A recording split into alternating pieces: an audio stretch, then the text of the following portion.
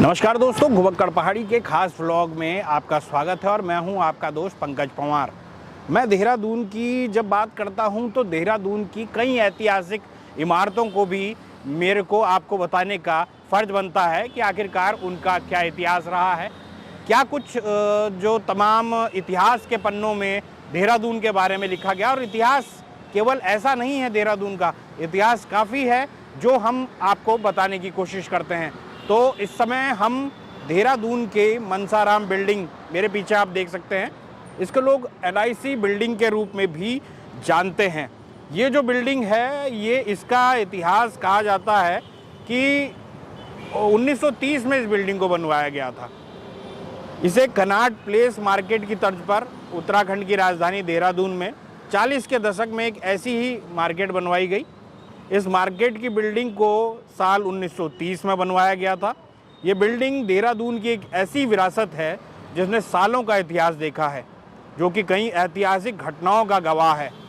मगर अभी जो बात चल रही है, इसको गिराने की भी बात हो रही है। 82 सालों पहले जो ये देहरादून की जो ये बिल्डिंग है, मनसाराम की बिल्डिंग इसको कहा जाता है। इसके पीछे इसका नाम इसलिए भी पड़ा कि 82 साल पहले इस देश में ब्रिटिश काल में इस बिल्डिंग का निर्माण नामी गिरामी धनी जो थे और बैंकर रहे सेठ मनसाराम ने कराया था। इस कनॉट प्लेस की बिल्डिंग के अलावा भी उन्होंने देहरादून की कई बिल्डिंगों का निर्माण करवाया था। इस ऐतिहासिक इमारत को बनाने का सपना सेठ मनसाराम ने दिल्ली में स्थित कनॉट प्लेस की बिल्डिंगों की डिज़ाइन से प्रभावित होकर बनाया था।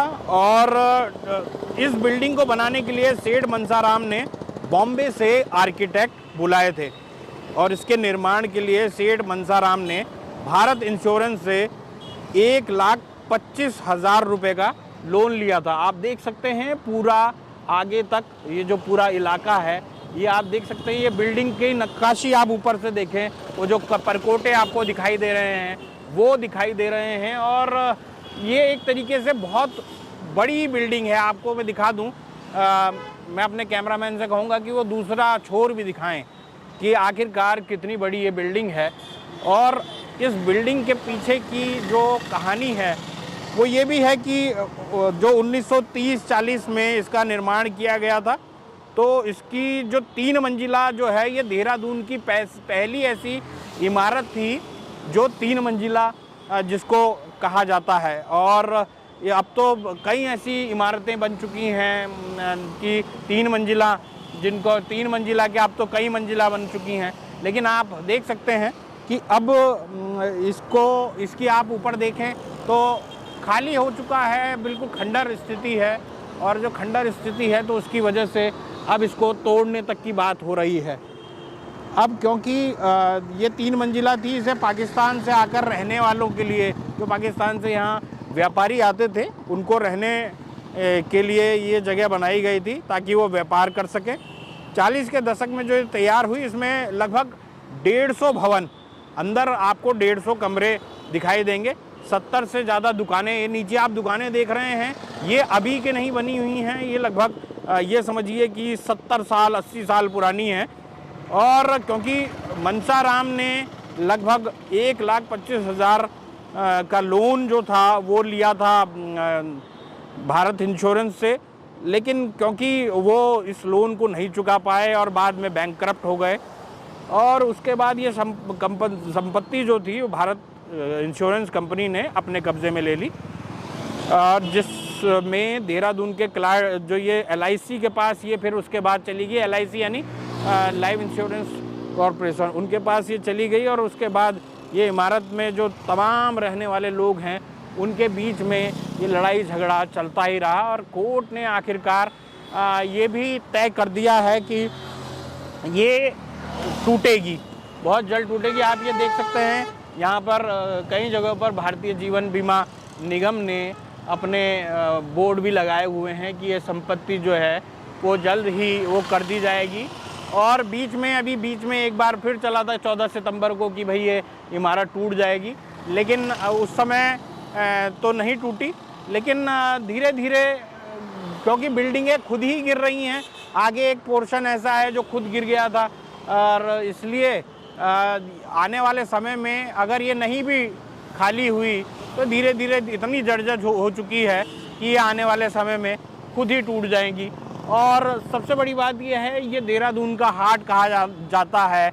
देहरादून की कई कहानियाँ इस मनसाराम की बिल्डिंग से जुड़ी हुई हैं, और जो तमाम लोग हैं वो जो चाहते हैं यहाँ इस इलाके का इतिहास जानना, उसके लिए ये बिल्डिंग अपने आप में बेहद महत्वपूर्ण है। हम आगे चलते हुए भी आपको दिखाते हैं कि आखिरकार कितना बड़ा ये क्षेत्र है, और ये जो तमाम बिल्डिंगें हैं वो उसी क्षेत्र के हिसाब से हैं।